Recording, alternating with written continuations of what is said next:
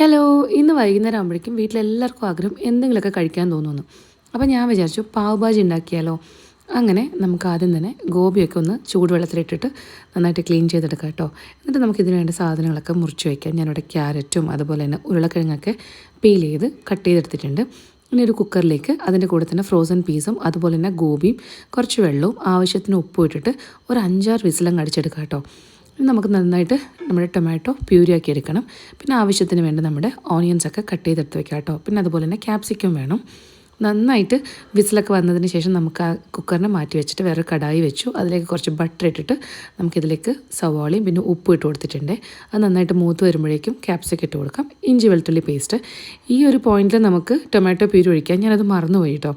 നമുക്കിതിലേക്ക് പൊടികളായിട്ട് മുളക് പൊടിയും മഞ്ഞൾപ്പൊടിയും കസൂരി മേത്തിയും പിന്നെ നമ്മുടെ പാവ് ഭാജി മസാലയും അതിലേക്ക് ഇതാ പ്യൂരി ഞാൻ ഇപ്പോഴാണ് ഒഴിച്ചത്. പിന്നെ നമ്മുടെ വേവിച്ച് വെച്ചിരിക്കുന്ന നമ്മുടെ പച്ചക്കറിയൊക്കെ അത് നന്നായിട്ട് ഉടച്ചെടുക്കുക കേട്ടോ.